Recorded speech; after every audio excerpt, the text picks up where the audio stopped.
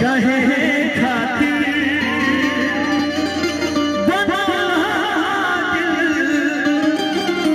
भगवान जी। चलो हमारा बना देना ठीक बना देना तो ठीक कैला, लेकिन ये भगवान एगो परहर देखी सनो गलती की सही सही नहीं एगो कहां रहता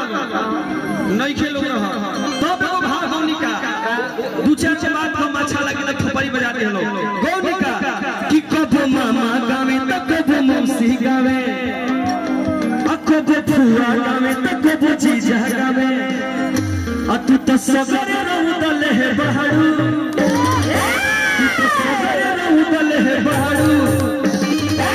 देखी है ओरिजिनल बात सुनो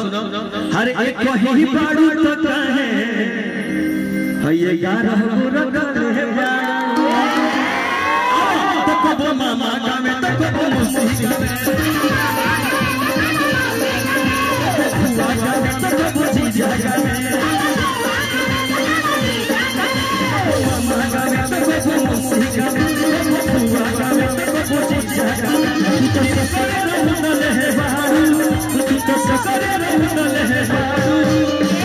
ओरिजिनल बात सुनो एक कहीं हाँ हाँ एक कहीं बाड़ू तो एक गाना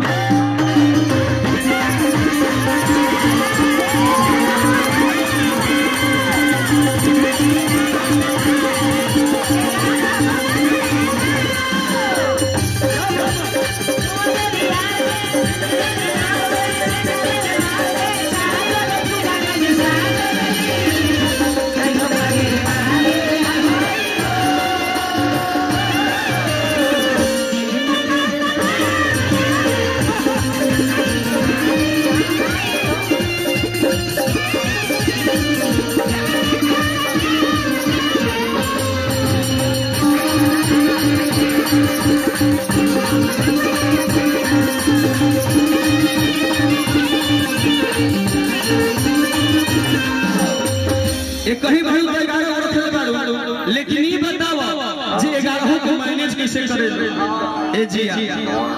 कितना बॉयफ्रेंड रखी हो कई गो एगो तो भिखरे में मन के रखले एक गो रखी हो हां जी तलवन में झूठ बोलत रे ये झूठ बोलत रे 11 गो हम बताओ तनी तू कैसे मैनेज करेलू कैसे हर की एगो के कोल पा है दूसरा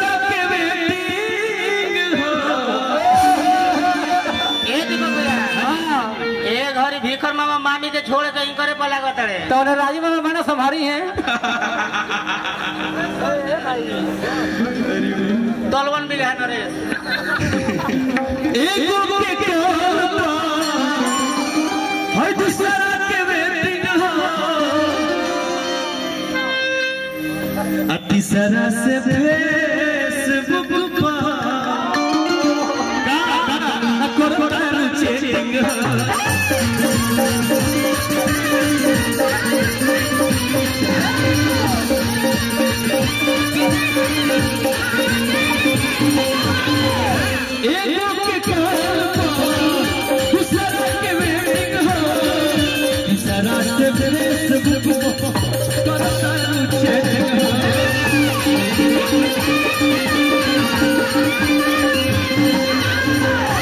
अतने ना और क्या करता रहूं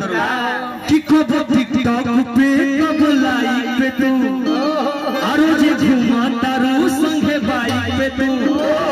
जब टिकटॉक आई रहे तो रूपा ऐसा सुघर सुघर लड़की के एक काम रहे सुना ना रूपा का भूला ये गुजर भी जाके खोज दे सुनो ना इधर देखो ना जब टिकटॉक आई रहे तो रूपा ऐसा लड़की के सुघर लड़की के एक काम रहे कि दिन भर में बस अपना आईडी पे 10 वीडियो चढ़ा देवे तब भरी हम गाना रह जानते लोग कि हतना बढ़िया बढ़िया माल प्रभु जी कहां बनावेला टिकटॉक पे बनावेला ना लेकिन कि कबो टिकटॉक पे कबो लाइक पे तू आरो जे घुमाता रू संगे बाइक पे तू तो कहे तना के नसल है बहारू कहे तना के नसल